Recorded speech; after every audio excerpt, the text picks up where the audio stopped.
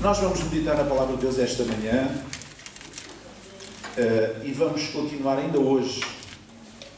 Não quer dizer que vai ser durante muito tempo, vamos interromper, mas ainda vamos continuar a falar sobre as canções do povo de Deus. O povo de Deus é um povo que canta.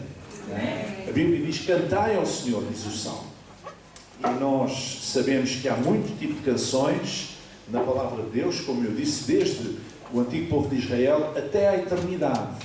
Há canções. Canções de Israel, canções da Igreja, canções na eternidade. Há canções e canções de alegria também, não é? Porque Jesus está vivo e por isso é motivo para nós cantarmos. Já falámos aqui no cântico de libertação e vitória, portanto, de Moisés e todo o povo de Israel, quando passou o Mar Vermelho e ficaram livres de morrerem massacrados à beira do mar pelo exército, pela cavalaria do rei do Egito, do Faraó.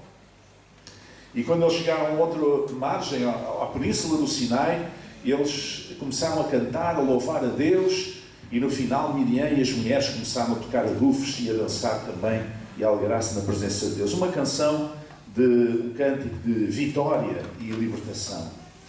Na semana passada falámos aqui do cântico de volta à presença de Deus, quando a Arca da Aliança foi recuperada. Os filisteus tinham derrotado o povo de Israel. Israel pensou: bom, nós vamos buscar a Arca, estamos a ser derrotados pelo exército filisteu, vamos buscar a Arca e por à frente, e com certeza que Deus vai nos libertar.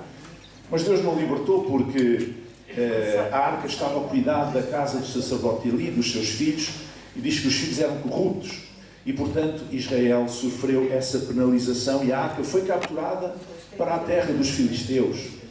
E passados 7 meses em que Israel não soube o que era a presença de Deus, porque a Arca tinha ido para fora da terra de Israel, passados 7 meses, depois de uma série de peripécias, em que a Arca foi levada pelos filisteus para o templo de um dos seus deuses, o deus Dagon, e começaram a acontecer coisas estranhas, como de noite a estátua do deus Dagon, que era a estátua principal daquele templo, a quem era dedicado, caiu no chão, sem estar lá ninguém.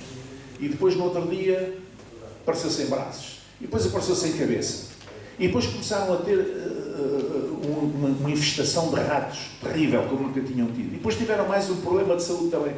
E então eles concluíram: não vamos, isto é maldição, porque nós trouxemos a Arca do Deus de Israel para aqui. Então, o que é que eles fizeram?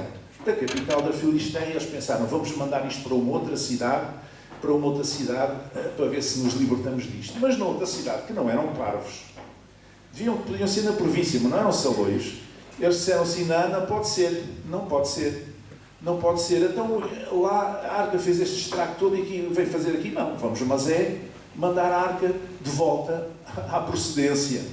E assim puseram a Arca em cima de um carro de bois e tocaram os animais, e eles passaram a fronteira e foram para a terra de Israel. E diz que Davi, a certa altura, foi buscar a Arca e entrou com ela em Jerusalém, e o homem estava realmente passado, alegre, a cantar, a pular, de tal forma que até a mulher dele o criticou por causa daquela figura. Era um cântico de volta à presença de Deus. Durante 7 meses, 7 longos meses, Israel não soube o que era a presença de Deus. Como eu disse aqui, eles não tinham já Moisés, não tinham Josué, não tinham os profetas, não tinham ainda um templo. Só o Davi mais tarde é que começou a pensar em construir o templo, que foi a ser construído pelo seu filho Salomão, o rei Salomão. E portanto não tinham nada, tinham só a Arca, que representava a presença de Deus por causa do seu conteúdo. E agora nem isso tinham. Durante 7 meses foi um tempo, com certeza, de inverno, de escuridão espiritual em Israel, e daí a alegria de Davi ao retomar a Arca. Hoje vamos falar de um outro cântico, agora no Novo Testamento, que é o cântico da confiança em Deus, o cântico de Paulo e Silas na prisão em Filipos. Já vamos ler. Filipos era uma cidade importante na Macedónia. Tinha sido conquistada por Filipe II da Macedónia, que era pai de Alexandre o Grande, que foi um grande imperador, digamos.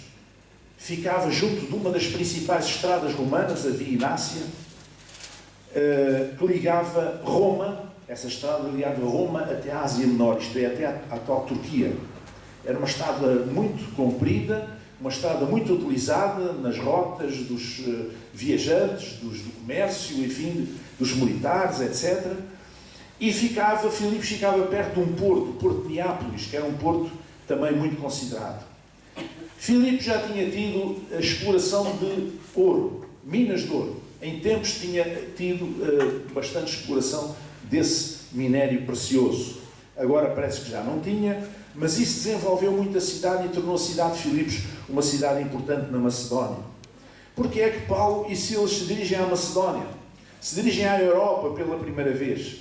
Porque Paulo teve uma visão, ou um sonho, em que vê um indivíduo, um varão, a dizer: passa à Macedónia e ajuda-nos.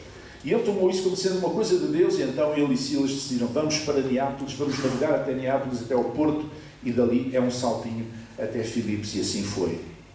Mais tarde, esta igreja em Filipos acabou por ser destinatária de uma das cartas do apóstolo Paulo, que é a carta Epístola aos Filipenses, e foi a primeira cidade da Europa a receber o Evangelho.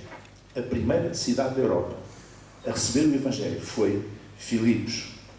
O apóstolo Paulo visitou na sua segunda viagem missionária, como já disse, e foi plantada ali uma comunidade cristã, da qual o primeiro fruto foi uma mulher.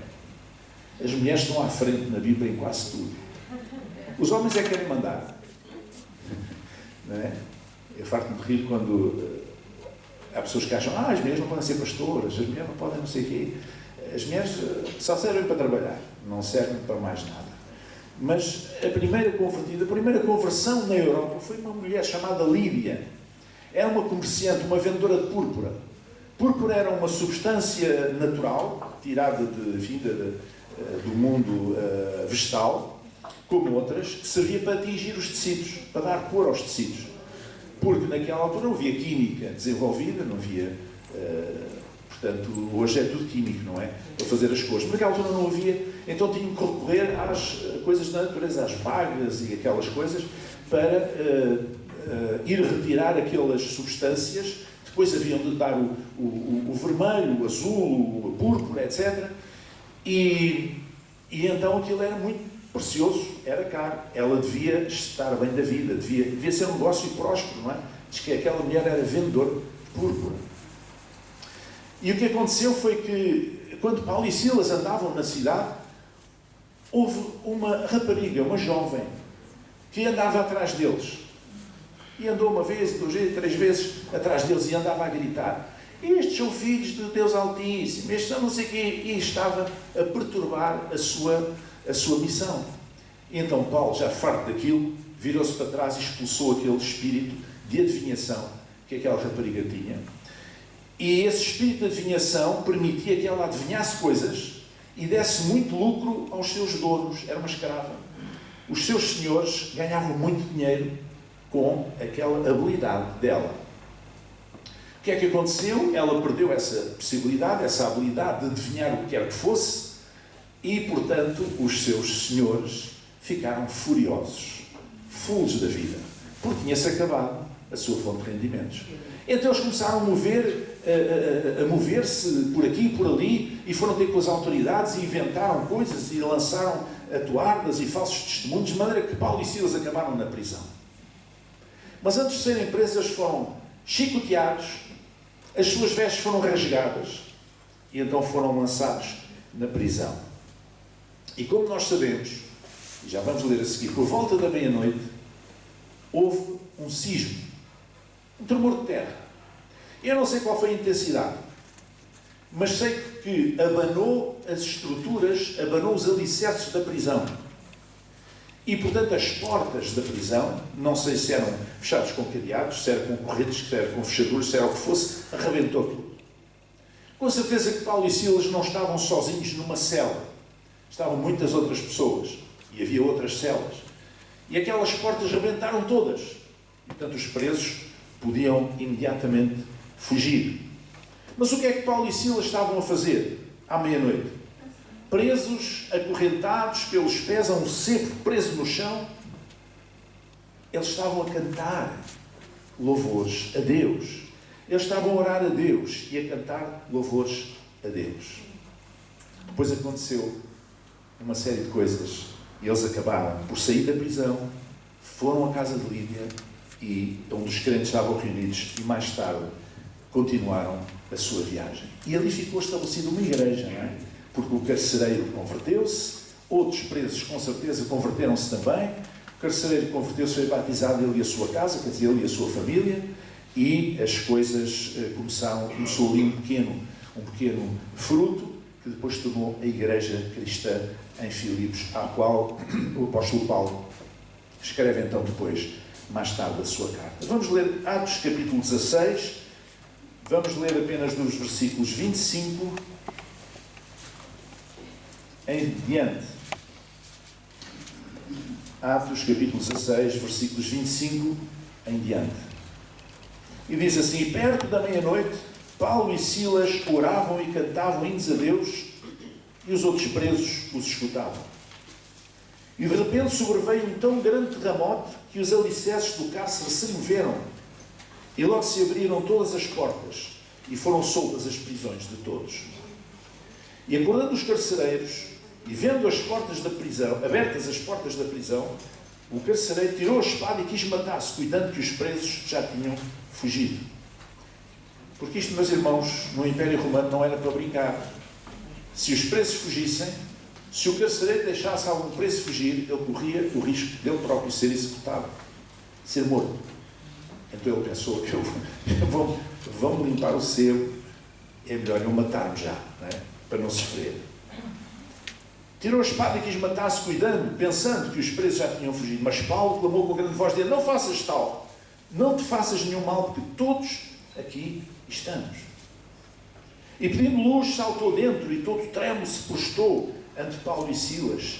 E tirando-os para fora, disse: senhores, que é necessário que eu faça para me salvar? E eles disseram: queremos o Senhor Jesus Cristo, e serás salvo, tu e a tua casa. Amém? Posso ouvir um amém? Amém. Creia no Senhor Jesus Cristo, e serás salvo, tu e a tua casa. E lhe pregaram a palavra do Senhor e a todos os que estavam em sua casa. E tomando-os ele consigo naquela mesma hora da noite, lavou-lhes os vergões, e logo foi batizado, ele e todos os seus. E levando-os à sua casa, lhes pôs a mesa, e na sua crença em Deus alegrou-se com toda a sua casa. E sendo já dia, os magistrados mandaram quadrilheiros, dizendo: soltai aqueles homens. O carcereiro anunciou a Paulo estas palavras, dizendo: os magistrados mandaram que vos soltasse. Agora, pois, saí e ide em paz. Mas Paulo também não era para brincadeiras. Sabe qual foi a resposta dele? Paulo replicou: açoitaram-nos publicamente e sem sermos condenados. E ainda por cima somos cidadãos romanos. E a lei dizia que não se podia açoitar um cidadão romano. Só alguns é que eram cidadãos. Lançaram-nos na prisão e agora encobertamente nos lançam fora. Não será assim. Venham eles mesmos e tirem-nos para fora. Então eles mandaram-nos açoitar, rasgaram-nos as vestes, mandaram-nos para a cadeia e agora mandam um criado dizer para nos libertar? Não. Eles têm que vir dar a cara aqui. Eles que venham aqui. E os quadrilheiros foram dizer aos magistrados estas palavras e eles temeram, ouvindo que Paulo e Silas eram romanos. Já tinham posto o pé na argola. E vindo, lhes dirigiram súplicas. Sabe o que é uma súplica? Por favor. O que é que eles disseram? Tirando-os para fora, pediram que saíssem da cidade. Por favor, vão-se embora, vão para outra cidade. Por favor, por favor. Aqueles que os tinham chicoteado, rasgado as suas vestes e lançado na prisão, agora vieram como gatinhos mansos. Aqueles gatinhos muito fofinhos que as pessoas gostam de pôr no Facebook, não é? Pedir por tudo, pelas alminhas, que eles fossem embora da cidade. E saindo da prisão, entraram em casa de Lídia e, vendo os irmãos, os confortaram e depois partiram. Eu gostaria de me concentrar em 3 aspectos apenas esta manhã sobre este episódio e sobre este cântico. Este cântico que eu chamo cântico de confiança em Deus. O primeiro aspecto é o poder da oração. O poder da oração pode provocar verdadeiros sismos Eles oravam. E logo mais veio o sismo. E não sei se aquela região é muito sísmica, pouco sísmica. É capaz de ser. Mas quem é que ia pensar que, àquela hora, havia de haver um sismo? E com uma intensidade suficiente para arrebentar com as portas todas da prisão. Ninguém ia pensar uma coisa dessas. Eles oraram a Deus. E Deus respondeu de uma maneira ruidosa. E nós podemos, com o poder da oração, podemos provocar verdadeiros sismos no nosso mundo. O mundo onde nós nos encontramos. O mundo a que nós pertencemos. O mundo onde nós nos movemos. Pode ser abalado pelo poder da oração. Por isso, não desprezemos o poder da oração. Vamos orar a Deus. Temos um problema, vamos orar a Deus.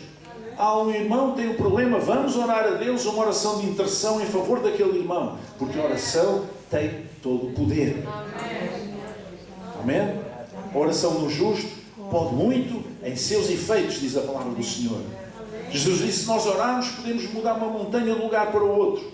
Pode ser uma hipérbole, pode ser uma figura de estilo, mas a oração muda as coisas. E a oração provoca sismos no nosso mundo, se nós quisermos. Nós podemos crer no poder da oração. Amém. Sabe que a oração muitas vezes não muda a mão de Deus, como alguns pensam. Não muda o curso das coisas que Deus determinou. Muitas vezes a oração o que muda é nós mesmos. E nós passamos a sentir e a viver as coisas, a entender as coisas de uma forma diferente do que antes fazíamos. E aquilo que nos provocava desconforto ou sofrimento anteriormente, agora já não provoca. Muitas vezes as circunstâncias não mudam. Nós é que mudamos face às circunstâncias. Porquê? Por causa do poder da oração. Porque muitas vezes quando nós oramos, não são as circunstâncias que é necessário mudar, não são os outros que é necessário mudar. Às vezes quando nós oramos, aquilo que precisamos de mudar somos nós mesmos. Amém. Amém? Quando eu fazia clínica, várias vezes foram mães ter comigo com crianças pequenas, dizer, eu preciso de vir ao psicólogo, eu preciso de não sei o quê, eu preciso... E nós depois de trabalhar com a criança chegámos à conclusão que quem precisava não era a criança, era a mãe. A oração começa por nos mudar a nós mesmos. Mas tem poder, pode mudar qualquer coisa. Porque Deus tem todo o poder. E Ele não está com o seu ouvido fechado, que não possa ouvir o nosso clamor, nem com o seu braço encolhido, que não possa estender para abençoar e para intervir na nossa vida. Então a oração muda. Pode criar um verdadeiro terremoto no nosso mundo. E se isso acontecer, Deus seja louvado. Amém? O segundo aspecto que eu gostava de falar é o poder do louvor. Diz que enquanto eles oravam e cantavam, os outros presos escutavam. Você veja bem, apesar de eles terem sido, Paulo e Silas terem sido açoitados, terem as roupas rasgadas, estarem acorrentados a um tronco cravado no chão, eles cantavam. Diz aqui, e havendo-lhes dado muitos açoites, os lançaram na prisão, mandando ao carcereiro que os guardasse com segurança, o qual, tendo recebido tal ordem, os lançou no cárcere interior. Portanto, não era um cárcere qualquer, não era uma... Era um cárcere interior para os presos mais perigosos, o mais difícil de fugir, e lhes segurou os pés no tronco. Sabe uma coisa? O poder do louvor é tremendo também. Quando nós estamos a atravessar momentos difíceis, ouse louvar a Deus. Porque é isso que o inimigo das nossas almas não quer ouvir. Porque é que ele muitas vezes nos ataca, nos tira o ânimo, nos faz desanimar, nos faz descrer, nos faz ficar parados, nos faz ficar passivos. Porque quando nós estamos descrentes, passivos, dificilmente nós levantamos a nossa voz para louvar a Deus. Rapidamente nós esquecemos as bênçãos que Deus nos deu no passado. Rapidamente nós esquecemos as bênçãos gloriosas, aquilo que Deus já fez na nossa vida e nas pessoas da nossa família e aqueles por quem nós pedimos e a quem Deus respondeu. Esquecemos facilmente. Às vezes Deus faz coisas tremendas na vida das pessoas e mais tarde a pessoa tem um problemazinho que não se compara a nada daqueles problemas do passado e fica desanimado e fica descrente em Deus e fica morno e fica... Isto é uma estratégia espiritual. para nos fazer deixar de louvar a Deus. E porquê é que é grave deixar de louvar a Deus? Porque Ele é digno. Ele é digno de louvor e honra e adoração e de receber glória em todo momento, em todo o tempo. Não é só quando a vida me corre bem, não é só quando eu estou feliz, não é só quando as coisas acontecem como eu espero, não, é em todo o tempo. E se nós conseguimos romper essa barreira de estamos debaixo da aflição, estamos debaixo da tribulação, e ainda assim levantarmos a nossa voz e dizemos: Deus, eu te louvo. Eu não sei porque é isto, mas tu conheces e tu sabes o melhor para mim, por isso eu entrego a minha vida nas tuas mãos e eu te louvo. Tu és Deus glorioso e poderoso. Tu me amas e tu enviaste Jesus para me salvar. Então, se nós conseguirmos dar espaço ao poder do louvor na nossa vida, nós vemos coisas grandes acontecerem. Amém? Sabe que a prisão é um sítio onde ninguém gosta de ir, com certeza, ou de estar, mas pode ser um lugar de testemunho também. Em especial quando a pessoa não está presa por patifarias que fez, mas está presa por causa da sua fé, como foi o caso de Paulo e Silas. Pode ser um lugar de testemunho, como se vê, como se está a ver. Em 1989, eu estive num congresso organizado pela Associação Billy Graham em Manila, nas Filipinas. E lá conheci um homem, um pastor negro, de Moçambique, 1979, 79, ainda foi há mais tempo. Às vezes esqueço-me que já sou da idade que tenho. Sinto-me como se tivesse 20 anos, mas é um problema meu, não é? 79. Vocês sabem que antes de Moçambique ascender à independência, aliás, as colónias em geral, houve ali tempos conturbados. Especialmente para a população branca, mas não só. E em Lourenço Marques, atual Maputo, chamava-se Lourenço Marques, a capital da província portuguesa de Moçambique, quando os guerrilheiros começaram a descer, chegaram à cidade, e houve uma fase em que o exército português já tinha ordens para não intervir, e estava-se a negociar a paz e a independência e tudo isso, e foi um período muito complicado. E nessa altura fizeram-se muitas prisões. Os guerrilheiros da Frelimo fizeram muitas prisões. Prenderam pessoas indiscriminadamente, abusivamente. E este nosso irmão, pastor, chama-se, não sei se já faleceu, Laurentino Mulungu, já faleceu com certeza, Laurentino Mulungu, era um pastor daquela região à volta de Lourenço Marques. Acho que é Matola, não sei se estou a falar bem. Não sei se é Matola, um bairro negro muito grande que existia ali. E então ele era pastor ali e era um homem muito respeitado, já tinha alguma idade, tinha um problema numa perna, coxeava, mas era um homem muito respeitado à maneira africana, era o mais velho, era um homem muito respeitado.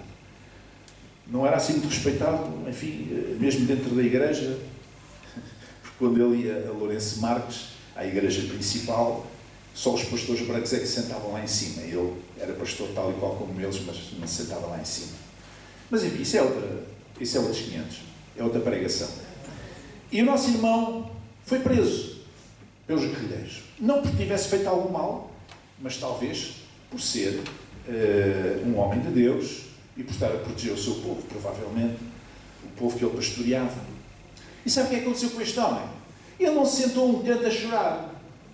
Ele não se sentou um canto a dizer: oh Deus, mas porquê é que me deixaste que isto acontecesse? Então eu estou aqui a servir-te e ainda por cima sou discriminado e continuo a servir-te e amo a tua obra e amo o teu nome e amo este povo, e porquê é que tu deixaste fazer isto agora? Não. O que é que ele fez? Pregou o Evangelho.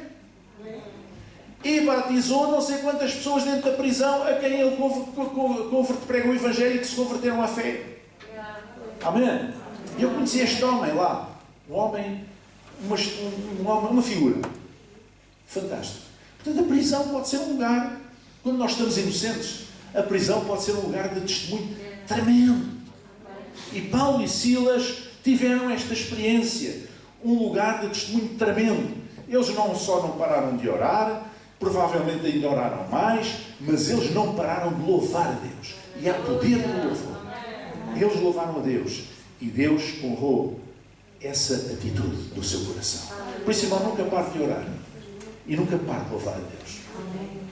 Quando a Bíblia diz para orar sem cessar, não quer dizer orar quando está na casa de banho, quando está a dormir, quando está... Não. Para ter uma atitude de oração, uma postura de oração permanente. E o terceiro aspecto que eu queria, para concluir, realçar é o poder da fé. O poder da fé. Sabe que os presos não fugiram?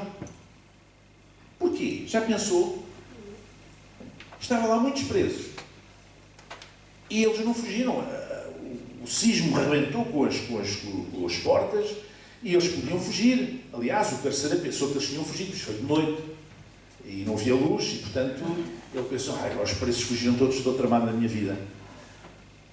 Mas porquê que será que vocês acham que os presos não fugiram? Estavam ali pessoas presas com certeza, por crimes praticados. E se eles tivessem uma oportunidade, eles fugiam. Não é? Qualquer oportunidade, eles fugiam. Porquê vocês acham que eles não fugiram? Digam-me lá vocês. Alguém tem alguma ideia? Já tinha pregado o Evangelho, já estavam livres anteriormente. Está bem, mas exteriormente podiam querer fugir à mesma. Pela fé.